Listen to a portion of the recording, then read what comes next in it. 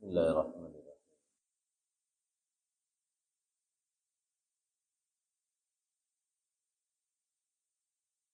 Assalamualaikum warahmatullahi wabarakatuh. Alhamdulillah. Alhamdulillahilladzi arsala rasulahu bidinil haqqi liyudhhirahu 'ala ad-din wa kafaa billahi shahida. Asyhadu an la ilaha illallah wahdahu la syarika lah wa asyhadu anna Muhammadan 'abduhu wa rasuluhu la nabiyya ba'dah. Allahumma salli wa sallim wa barik ala nabiyyina Muhammad wa ala alihi wa sahbihi wa mawala. Rabbi shrah li sadri wa yassir li amri wahlul 'uqdatam min lisani yafqahu qawli. Rabbi zidni 'ilma warzuqni fahma birahmatika ya arhamar rahimin.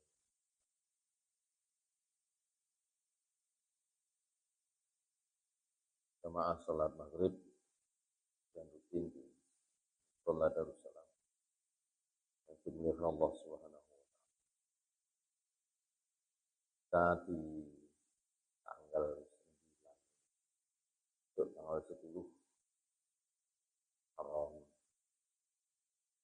Bahasan terakhir kita ada di ayat 142 dan 143 dari surat Al-Baqarah, di awal juz kedua. Di ayat 142 itu penjelasannya ada di ayat-ayat berikut. Ini namanya tafsir Al-Quran dengan ayat Al-Quran. Di ayat 142 Allah Subhanahu wa taala sudah memberikan gambaran. A'udzubillahi minasyaitonir rajim. Sayaqulus sufaha'u minan-nasi ma wallahum an qiblatihim allati di Allah Subhanahu wa taala mengutip ucapannya orang-orang Yahudi yang oleh Allah Subhanahu wa taala disebut sebagai kaum atau orang-orang sufaha, jamak dari safihun. Karena sudah empat itu yang kosong pikirannya atau yang bahasa asalnya itu yang bodoh. Kenapa demikian? Karena mereka mengatakan ma wallahum an qiblatihim. Apa yang membuat mereka itu berpaling? Mereka di sini itu adalah orang-orang beriman, sahabat-sahabat Nabi Muhammad SAW dan para sahabat itu kan diperintahkan di ayat berikutnya itu nanti diperintahkan oleh Allah untuk mengubah zat mereka. Sehingga orang Yahudi bertanya dengan pertanyaan yang dalam bahasa ayat ini sebenarnya dasarnya adalah pengikutnya, gampangannya orang Yahudi itu bertanya, pengikutnya Muhammad itu kok berubah arah kiblat itu kenapa? Ma wallahum an qiblatihim. Oleh Allah diberi jawaban. Katakanlah wahai Muhammad, qul lillahil masyriq wal maghrib. Yahdi man yasha'u ila siratin mustaqim. Katakanlah olehmu wahai Nabi Muhammad kepada mereka, timur barat atau mungkin semua arah itu, ya, kalau di sini mau disebutkan semua arah, bukan hanya timur dan barat, utara, selatan, bahkan arah lainnya, semua milik Allah Subhanahu wa Ta'ala. Jadi ayat ini maksudnya terserah Allah menghadapkan kiblat itu kemana. Oke. Nah, di ayat ke-144 itu justru menjelaskan jalan ceritanya. Kalau di ayat 142 dan kemudian 143 itu ringkasannya ditaruh di depan. Nah, jalan ceritanya, alur ceritanya itu di ayat 144 dan berikutnya. Oke. Sekarang kita baca ayat itu. A'udzu billahi minasy syaithanir rajim. قد نرى تقلب وجهك في السماء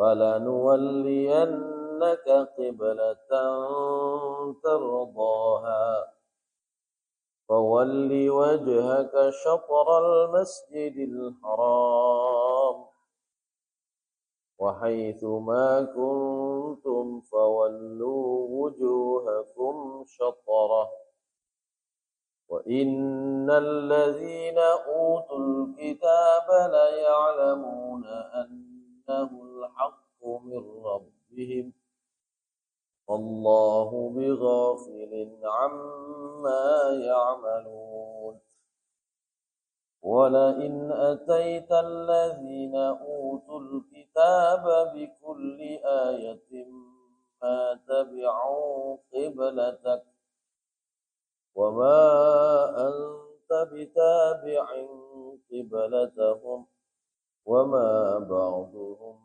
بتابع قبلة بعض ولئن اتبعت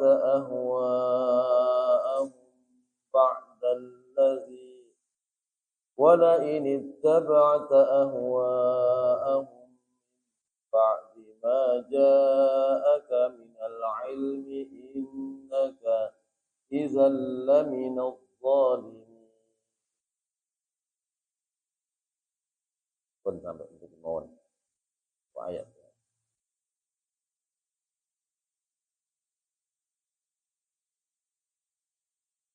Di ayat 144 Allah Subhanahu wa taala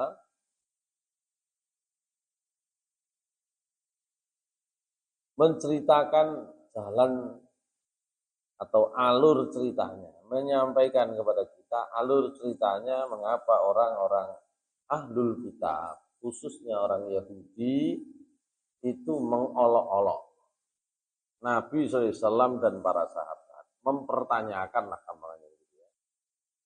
Mengapa mereka memindahkan atau mengalihkan arah kiblat mereka itu.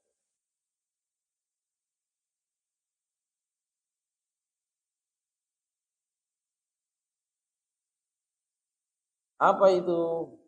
Disebutkan oleh Allah Subhanahu wa taala. Qad nara taqalluba wajhika fis sama. Jadi kata Allah, kami sudah melihat taqalluba wajhika, wajahmu yang bolak-balik, fis sama, menghadap ke langit, ai kasratu taraddudihi fi jami'i jihadi. Jadi Nabi Shallallahu Alaihi Wasallam kemarin sudah kita bahas, diperintah oleh Allah sholat menghadap Baitul Maqdis. Lamanya kurang lebih 16 sampai 17 bulan, kurang lebih. Dan sepanjang waktu beliau menghadap ke Baitul Maqdis sebagai kiblat, sebenarnya beliau itu lebih kepingin, lebih dekat untuk menghadap ke arah Ka'bah. Makanya kemarin kita sempat singgung, supaya tetap menghadap Ka'bah, maka beliau Rasulullah SAW ketika sholat saat masih di Mekah masih enak, beliau menjadikan Ka'bah tetap sebagai arah kiblatnya. Jadi ambil posisi ya, kalau dari Mekah ke arah Masjidil Haram menghadap ke utara. Nah, ambil posisinya tentu saja ada di selatannya Ka'bah, enak sekaligus. Tapi ketika sudah sampai di Madinah setelah hijrah, tentu Nabi SAW sudah nggak bisa karena bertolak belakang. Madinah itu posisinya antara Mekah dan Baitul Maqdis. Madinah itu kalau menghadap kiblat, misalnya ke arah Baitul Maqdis itu Malang, maka Mekah itu Surabaya. Kayak wong Sidoarjo, wahai sama, ya harus salah satu agak membelakangi. Ka'bah itu akhirnya agak di belakang. Sehingga Rasulullah SAW disebut oleh Allah dalam ayat ini, ayat 144, setiap selesai sholat, kata para ulama, itu beliau menghadap ke langit, berdoa kepada Allah Subhanahu.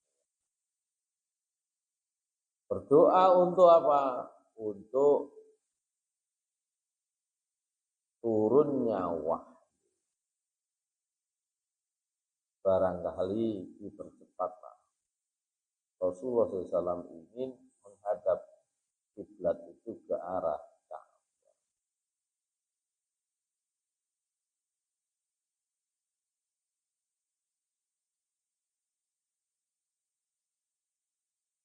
Karena sempat disinggung sebenarnya. Dia datang ke Madinah. Beliau sholat menghadap ke Baitul Maqdis. Itu sebenarnya punya nilai politis. Tanpa tentu saja orang dulu itu menjalankan perintah Allah Subhanahu wa taala, ya sami'na wa ata'na. Tapi sesungguhnya ada nilai politisnya. Sebagai pendatang baru. Ini namanya Al-Qur'an itu diturunkan linusabbita bihi fu'ad. Al-Qur'an itu diturunkan oleh Allah, termasuk ayat ini, termasuk ayat sebelumnya, termasuk perintah-perintah lain yang barangkali berbeda, itu untuk menguatkan posisi Nabi, posisi hati Nabi. Berjuang orang lain itu punya pandangan, pikiran, keyakinan yang berbeda, itu mboten gampang. Di Mekah tidak diterima Rasulullah SAW. Bahkan yang tidak menerima justru sebagiannya adalah kerabat-kerabat beliau sendiri. Nah, paman-paman nih dewe niku mboten trima, wong lain, wong liya mosok iso trima, paman nih dewe gak trima. Coba jenengan nyalono dadi kepala desa. Mari ngono ternyata bolone dulure kerabate gak sepenuhnya mendukung, orang lain mosok iso ngumpul. Itulah pandangan politik itu begitu. Karena sulitnya berkembang terutama karena orang Quraisy itu menyembah berhala. Sulit untuk diterima.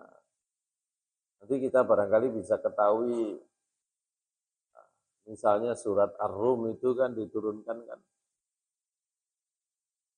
di Mekah. Surat Ar-Rum. Itu juga begitu. Ketika ada di Mekah, turun surat Ar-Rum, khususnya di ayat pertama sampai ayat ke-6. Coba dilihat ayat pertama sampai ayat ke-6.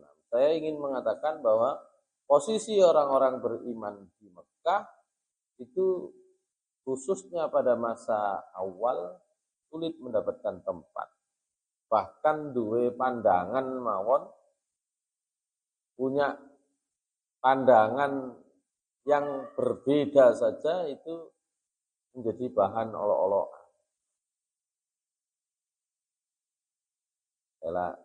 Biar memperkuat ini ya, gambaran kita situasi tekanan yang dialami oleh Rasulullah SAW ketika berada di Mekah dan bagaimana itu ketika berada di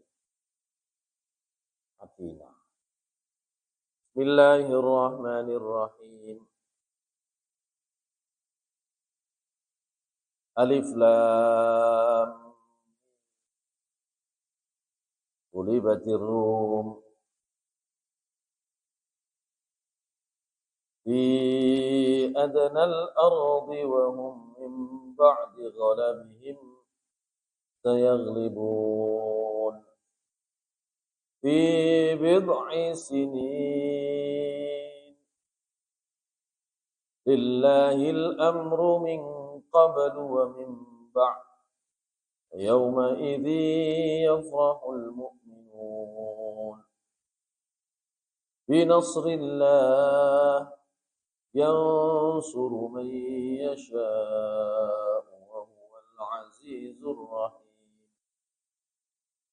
wa'adallah la yukhlifullahu wa'dah walakinna aktsaran nasi la ya'lamun. Sadaqallahul adzim.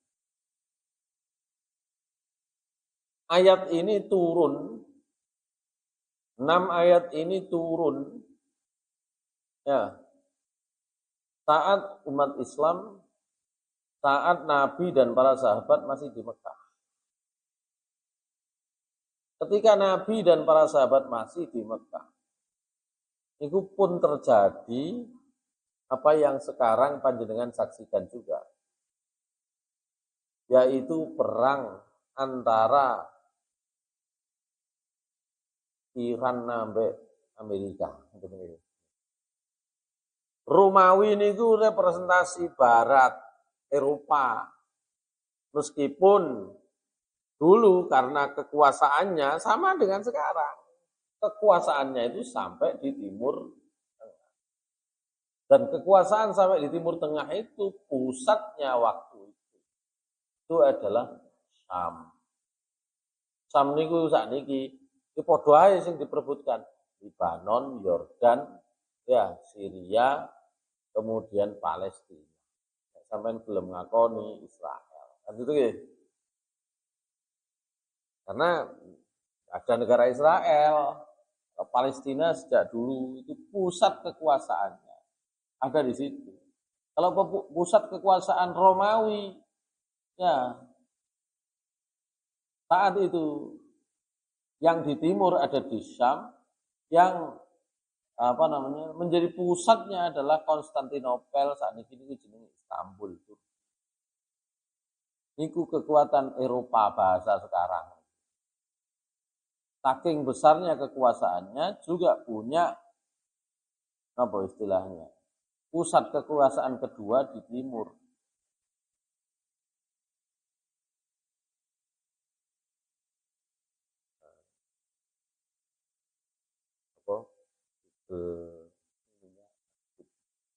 Saya ngomong diri, ceritanya begini. direspon. Iki googling ngono iku. Melok-melok ae.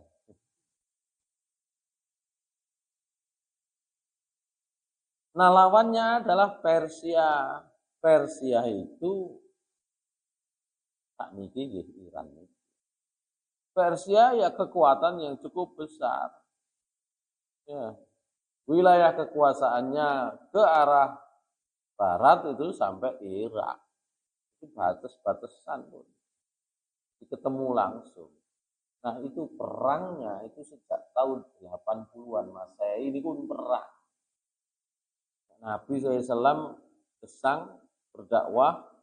Kalau dihitung mulai kapan beliau berdakwah, kan?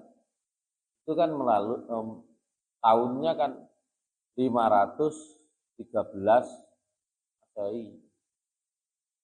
Kan gitu. 513 Masehi. Nabi SAW tinggal di 570 kok 500 600 gitu ya. Nabi SAW lahir di 571 Masehi. Itu nih. 571.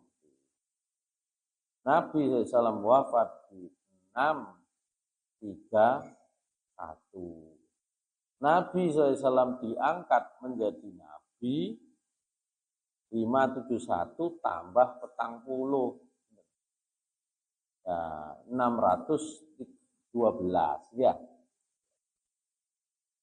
Jadi Nabi SAW mulai berdakwah 612 Masehi. Nah, perang antara Romawi dan Persia itu sudah berlangsung tahun 80-an. 80 mboten ngarepe, 80 ya. Tahun 100-an sah maneh perang. Tahun 200-an enten perang maneh. Ya. Jadi terus berkala itu perang itu. Pada masa Nabi SAW, perang pecah lagi antara tahun 613 sampai tahun 615. Romawi kalah, Barat kalah. Romawi niku sudah mengikuti agama yang dibawa oleh Nabi. Bedanya oleh Raja Konstantin, Nabi Isa diangkat statusnya dari Nabi menjadi anaknya pangeran, anaknya Tuhan. Itu bedanya. Tapi mereka mengikuti ajaran agama yang sumbernya berasal dari Allah Subhanahu wa taala. Masih mengakui Allah Subhanahu wa taala, mengakui kitab suci mereka. Ya. Meskipun dalam konteks agama Islam sudah penyimpangan.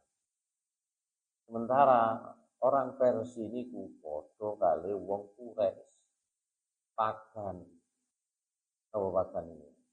Nyembah berhala. Nah, perang itu terjadi antara orang beriman dengan orang-orang Quraisy. Orang melok perang, belum ada perang loh ya. Di Mekah, waktu dakwah Nabi SAW di Mekah, belum ada perang. Tapi ketika terjadi pecah perang Romawi dan Persia, bolo-boloan. Orang Quraisy lebih mendukung Persia. Kayak saat ini, kami mendukung Iran sama mendukung lebih mendukung Persia. Kenapa? Paling tidak secara akidah, secara keyakinan. Nah, memiliki kemiripan, kedekatan. Dan itu menyebabkan apa? afiliasi politik atau mungkin persekutuan politik. Nah ikut perang, tapi ikut sorak kayak panjenengan nek ndelok bal-balan itu. Gak melok main ya tetep bolo-boloan. Jago Spanyol apa Brasil kan gitu. Orang melok perang. Saya nggak tahu apa hubungannya sama niku kok gandrungin nemen sampai Brasil misalnya atau Argentina. Yang satu gandrungin nemen karo Spanyol atau Jerman. Umpama menang yo ora melok oleh hadiah kan gitu. Ada yang enggak? Ya kecuali sing maaf sing totoan. Totoan jelas alasannya.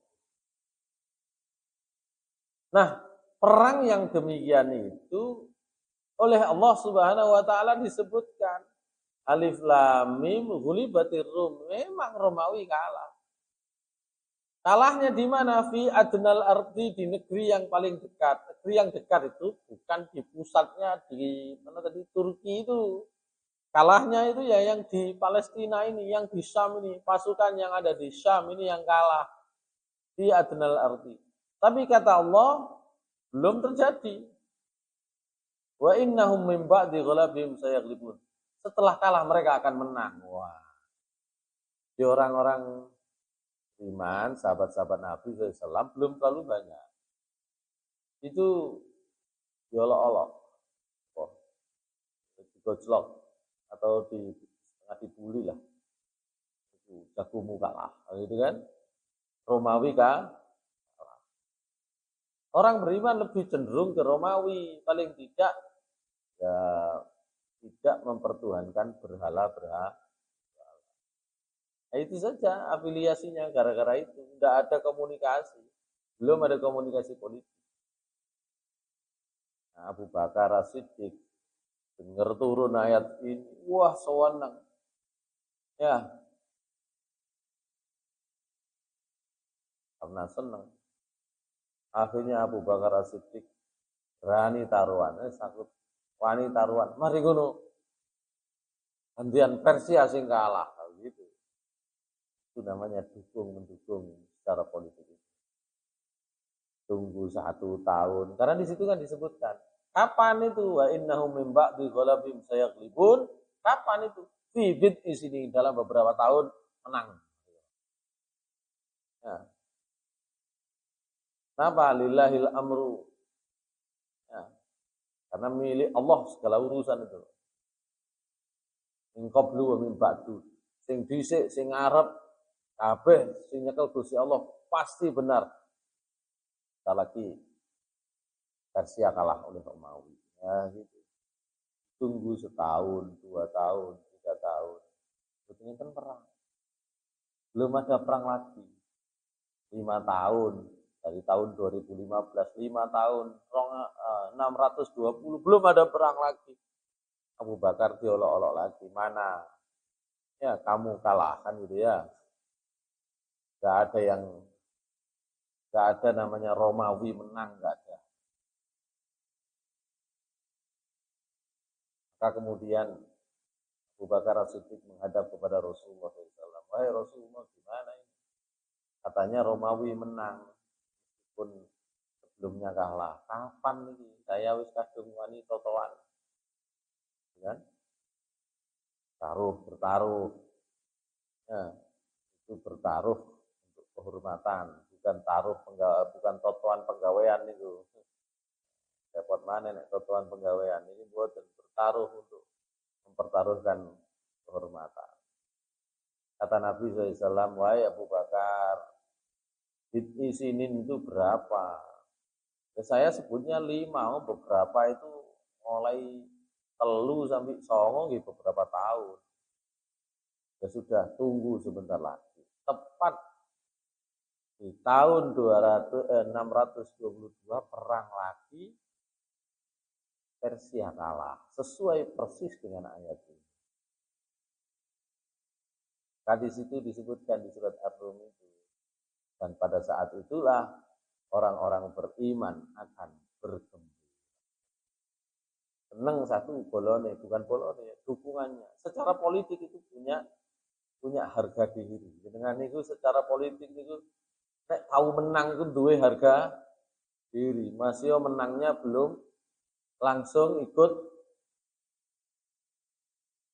kompetisi, belum ikut apa namanya? Kontestasi. Dengan kan ngono ah. Ono pilihan ya gak melok dadi calon menteri, juga melok rasakno dapat jabatan, tapi nek calon presiden ini menang kan seneng. Sementara berapa kali ini dukung calon presiden kok kalah terus, akhirnya sumpah kalah terus. Itu secara kehormatan. Duh, biasanya kan begitu di tingkat bawah. Yang biasanya menang lagak pasti yo gak oleh opo-opo. Pilihan itu loh. Di level apa? Paling bawah, di level paling bawah betul kan enggak dapat bagian apa-apa. Yang dapat jatah wakil menteri, yang dapat jatah jadi menteri atau apa namanya? Komisaris itu kan sing dukur-dukur, sing disor oleh opo. Tapi paling boten seneng kehormatannya terjaga, milih terus menang terus. Ini milih pilihannya kalah terus ya susah. Sama dengan ini. Artinya apa? Secara apa namanya sosial kita itu butuh namanya kemenangan posisi. Masih yang boten langsung, gitu loh. Gak langsung artinya nggak duduk langsung sebagai kepala desa, kepala daerah, nggak langsung. Tapi paling tidak secara politik pilihan menang itu sudah membesarkan hati, membesarkan posisi. Ya, padha mawon tak kena Pak Mujiono pilihan nang apa? Nang Muhammadiyah nang Persyarikatan ini kan ya itu sama aja itu. Sing nang disor-disor itu pokoknya sing dipilih menang ya seneng gitu. Nek kalah waduh kan sama saja. Jadi posisi Nabi SAW tentu boten kok mergo beliau Nabi mari ngono mesti menang boten ngoten. Posisi beliau sebagai Nabi, posisi sahabat-sahabat sebagai orang-orang yang berjuang di sekitar Nabi SAW itu butuh ya dukungan sosial, butuh kedudukan di tengah masyarakat. Nah, salah satunya ini wow. Di Mekah mereka tidak punya dukungan, pindah perintah Allah Subhanahu wa taala hijrah ke Madinah. Kenapa? Karena paling boten ada kesamaan. Dengan siapa? Terutama kelompok orang Yahudi. Dalam hal apa? Dalam hal arah kiblat. Kan arah kiblat itu diberikan oleh Allah aturannya kan ketika sholat di Mekah belum hijrah 1 tahun sebelum hijrah Nabi SAW sudah sholat bersama para sahabat menghadap ke Baitul Maqdis. Apa artinya? Secara politik itu akan memberi pengaruh kalau mereka hijrah ke kalau mereka tetap berada di Mekah menghadap ke Ka'bah saja mereka orang Quraisy nggak peduli kok, apalagi menghadap ke Baitul Maqdis mereka nggak ada hubungannya, soalnya mereka tidak menyembah Allah. Betul itu hubungannya, nggak ada pengaruhnya, tetap cilik pengaruhnya teng Mekah niku. Sholat ngadep ke Ka'bah, sholat menghadap ke Baitul Maqdis nggak ada pengaruh. Tidak menambah kok orang Quraisy jadi percaya betul nambah.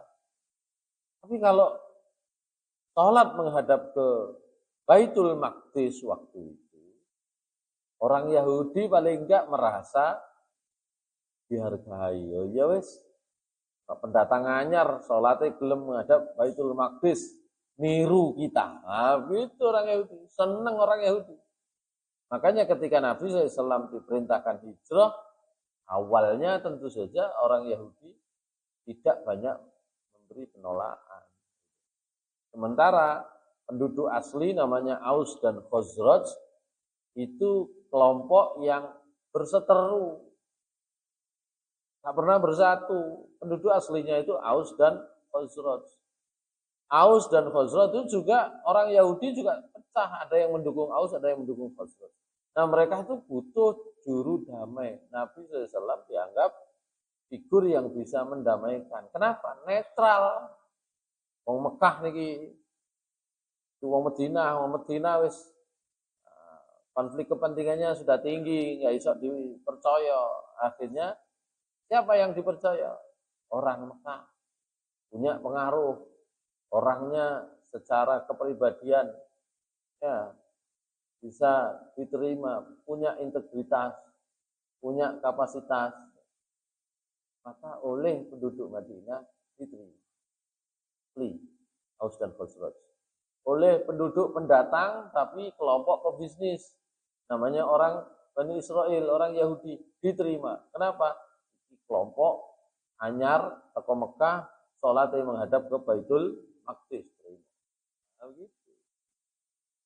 Sampai di Madinah kurang lebih 5-6 bulan, loh kok disuruh pindah oleh Allah menghadap kiblat ke Ka'bah.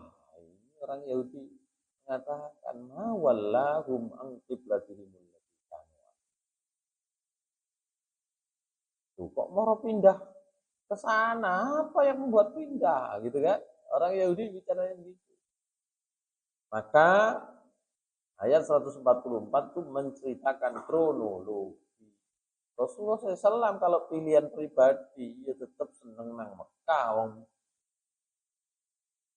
ya gua asli Mekah. Tapi berhubung iya kalau di sini saya nggak bisa berkembang. Saya diperintahkan Allah untuk hijrah ke Madinah. Tapi ya tetap sholat menghadap ke Baitul Maqdis. Rasulullah SAW tetap berharap ya kiblatnya tetap sesuai harapan beliau adalah maka disebut qad nara taqalluba wajhika fis sama falanuwalliyannaka qiblatan tardha. Sehingga sampailah ayat falanuwalliyannaka qiblatan tardha fawalli wajhaka syatral masjidil haram. Maka hadapkan, palingkan ya. Walla yuwalli itu berpaling. Berarti kenapa disebut berpaling? Karena sebelumnya arah kiblatnya sudah ada. Sebelumnya Baitul Maqdis ya, menghadap ke Ka'bah, maka disebut fawalli wajhaka syatral masjidil haram.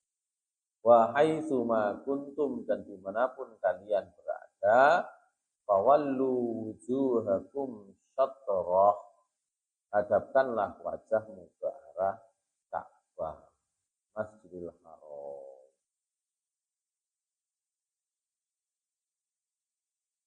Masyaallah muslimin rahimakumullah. Itulah orang Yahudi mulai tadi itu. Ya, mulai membuli, mengolok-olok, ilokno. Ma wallahum.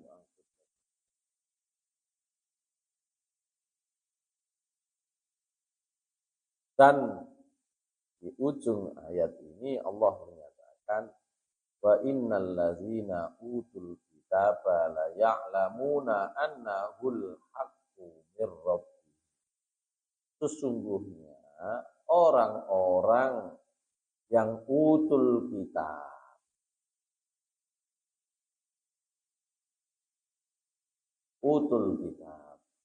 ahlul kitab, yang diberi kitab, orang Yahudi, termasuk orang Nasrani.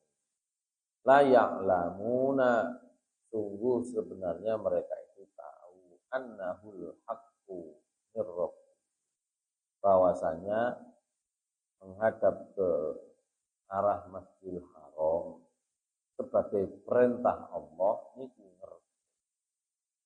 Jadi kiblat itu terserah Gusti Allah. Ya, Itu mereka ngerti. Cuma di beberapa ayat sebelumnya, di ayat ini ya, 100 kan 108 nomor 109 itu kan disebut orang-orang itu berselisih itu mergo iri. Kan kok mau.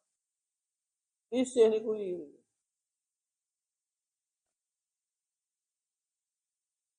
Dan nanti diulang lagi di beberapa ayat di surat Al-Baqarah bahwa kalau kita berselisih terus kok sampai padu bahkan niku utamanya karena iri. Mboten iri niku beda wis gak apa-apa gak apa. Beda itu tidak apa-apa. Tapi berhubung enten iri nih, nah nih. Kenapa kok iri ini terkait dengan ya nek cara gampangan sakniki nggih royoan berkati kan ngono ya. Cara ngene jamaah akeh berkati akeh. Cara liya berkati di wonge di. Nah iki persaingan ini itu kemudian berubah, itulah faktor manusianya. Kalau persaingan antara satu pandangan dengan pandangan yang lain itu berubah, tentu yang dipikirkan ya engko nek sing akeh iki dadi titik, jadi persoalan tumtuman rezekine kurang kan itu. Makanya kalau kita mohon maaf kalau kita di persyarikatan misalnya ya, jumlah itu tidak selalu menunjukkan kekurangan atau kelebihan. Yang menunjukkan kelebihan atau kekurangan itu kualitas dan kuantitas. Jumlah boleh sedikit kalau kemudian itu berkualitas tidak masalah. Bahkan lebih baik. Meskipun teori ini apa itu. Nah, dalam hitung-hitungan kuantitas itu akan mempengaruhi jumlah akeh ya kualitasnya juga akan berubah gitu. Itu teori itu. Kenapa begitu? Saya itu kalau sama mahasiswa itu buka ya level kekuatan militer Indonesia. Peringkatnya itu kan dukure Israel. Lebih tinggi Indonesia. Ya. Lebih tinggi Indonesia timbang Iran. Ya. Kekuatan militer. Setelah dibedah satu persatu unsurnya, kok bisa? Jumlah pesawatnya kalah, jumlah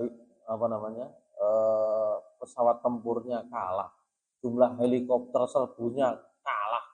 Tapi kok bisa rankingnya di atas Israel? Ternyata populasi, jumlah wong Indonesia 270 juta itu menentukan, gitu loh. Gitu.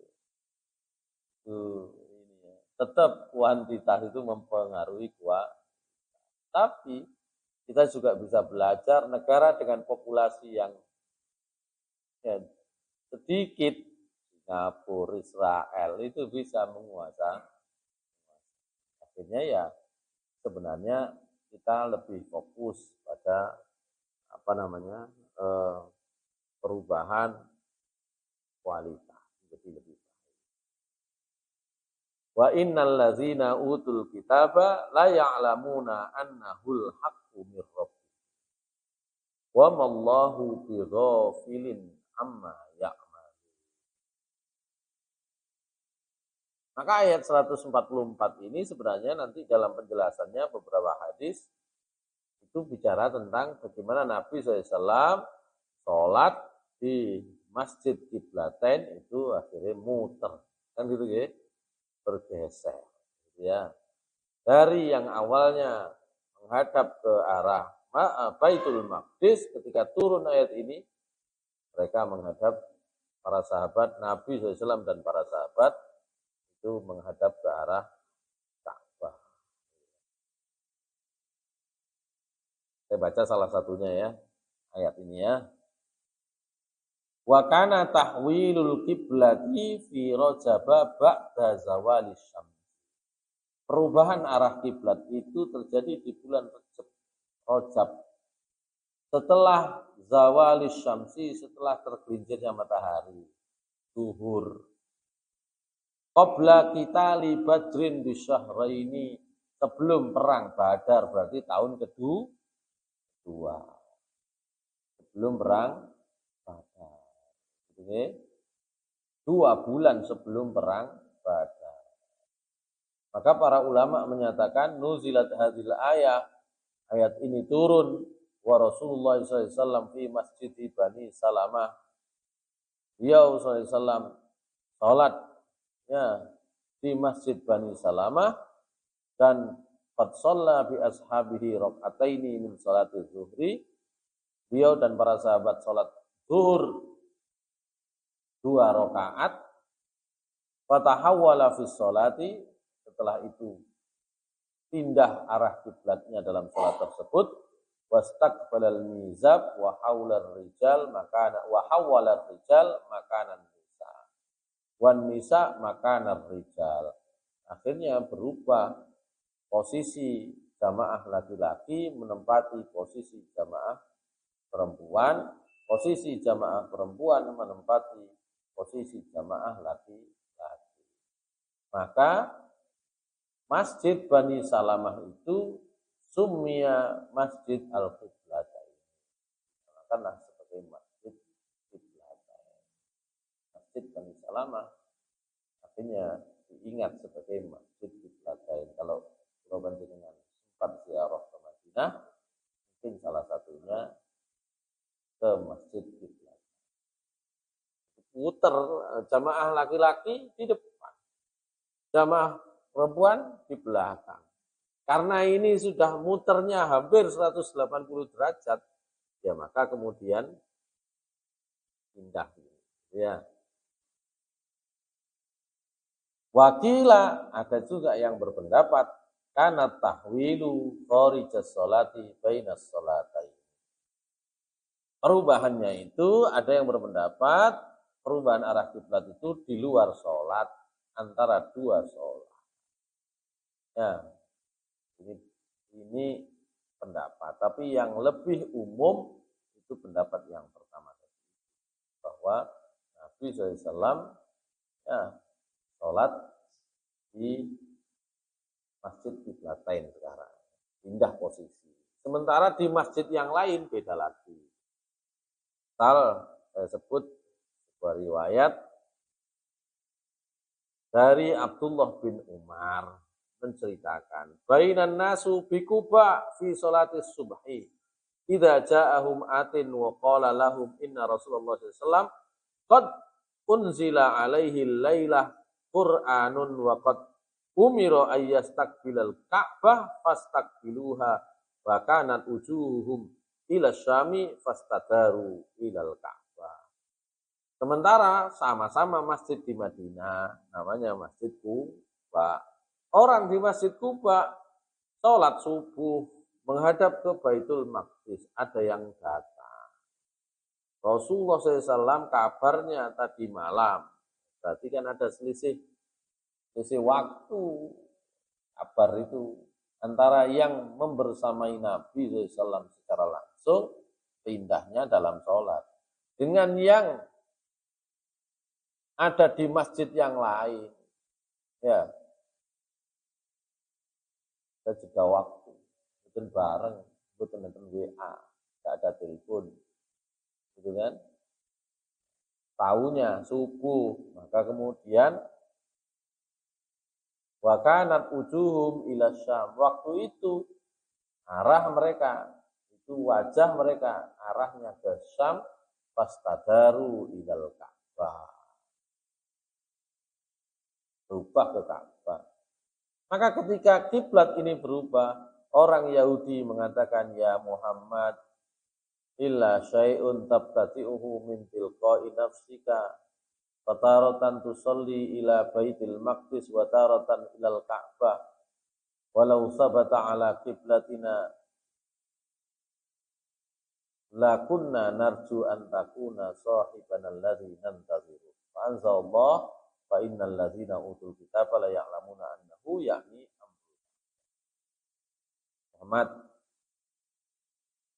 iki duduk bid'ah teko awakmu dhewe sampean gawe-gawe itu bid'ah. Nabi sallallahu pernah dilokno bid'ah oleh sinten Yahudi cara baru ya sekali sampean sholat menghadap Baitul Maqdis lho saiki kok menghadap ke Ka'bah ya kok umpama sampean itu mau tetap ya bersama kami kiblatnya di Baitul Maqdis ya kami berharap kami masih bisa berharap sampean itu jadi teman kami kekoncoan maka Allah memberikan penegasan kepada Nabi SAW wa innal ladzina utul kitaba la ya'lamuna annahu orang Yahudi sejak sakjane sebenarnya yo ngerti arah kiblat kemanapun itu sebenarnya putusan Allah bukan putusannya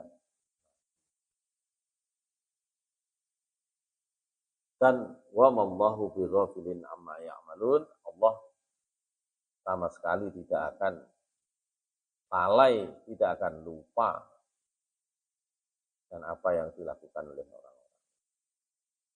Masyaallah muslimin rahimakumullah. Ayat berikutnya itu menegaskan bahwa sampean harus tetap dengan arah kiblat ini. Soalnya abot. Tak durunge niku teng Madinah enggak pernah diprotes oleh orang Yahudi gitu kan. Karena dianggap sama. Itu kok tiba-tiba berubah, ini muncul masalah sosial. Muncul masalah sosial. Maka Allah Subhanahu wa taala memberikan penguatan kepada Nabi, wala in ataital ladzina utul kitaba bi kulli ayatin. Seandainya kamu wahai Nabi Muhammad SAW membawakan semua ayat kepada ahlul kitab tentang perpindahan kiblat ini, mata bi'u kiblatan. Mereka tidak akan mau mengikuti kiblat. Wa ma anta bitabi'in kiblatahum. Dan sampean janganlah jadi orang yang ngikut-ngikut kiblatnya mereka. Sampean itu kasih hukum sendiri, aturan sendiri. Kalau kemarin menghadap ke arah Baitul Maqdis bukan karena ikut mereka. Itu keputusan Allah. Ya, rahasia Allah, tapi hikmah politiknya ada kan gitu ya. Hikmahnya secara politis ada. Nah, ketika Allah memindah, maka sebenarnya Allah juga tahu bahwa secara kekuatan umat Islam sudah semakin mapan, sudah semakin kuat kan gitu ya. Enggak usah terpengaruh. Wa ma ba'duhum bitabi'in qiblatahum. Bahkan antar mereka pun kiblatnya nggak sama karena orang Yahudi itu sebenarnya pecah-pecah. Di Madinah itu orang Yahudi, Bani Nadir, Bani Quraidah, itu ya mereka persekutuannya pecah. Ya gitu ya. Maka Allah mengatakan, wala ini taba'ta ahwa'ahum. Kalau kalian ikuti keinginan mereka, mimba di maja'aka minal ilmi, setelah wahyu turun tentang arah kiblat ini, setelah ilmu turun, ya, innaka idzal laminaz zalimin. Sungguh kamu ya bagian orang yang berbuat zalim. Kan? Itu penguatan dari Allah Subhanahu wa taala. Tapi penguatan sekali itu belum tentu cukup karena itu nanti ayat berikutnya itu dikuatkan lagi 2 kali. Khususnya para sahabat itu ya iki opo yo awak dhewe gak enak wingi yo cocokan karo wong Yahudi. Iki berubah, awak dhewe wong anyar. Itu juga persoalan psikologis. Itu. Sehingga nanti di ayat-ayat berikutnya kita akan masih menemukan perintah Allah diulang supaya mereka menghadap ke arah kiblat, yaitu Ka'bah. Sementara ngoten.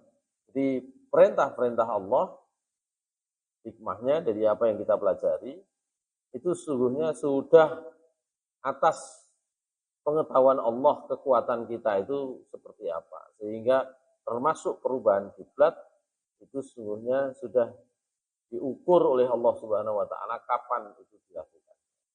Nah, bagi kita sebagai orang beriman juga ada hikmah bahwa ternyata dalam eh, apa namanya kedudukan di masyarakat kita juga harus berhitung posisi kekuatan ketika kita mau mengambil ini pelajaran dari ayat ini.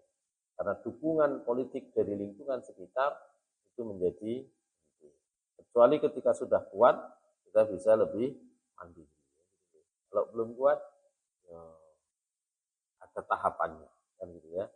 Saya kira demikian yang bisa kita bahas. Aku qouli hadza wa astaghfirullahi wa lakum. Subhanakallahumma wa bihamdika asyhadu an la ilaha illa anta. Baik. Assalamualaikum.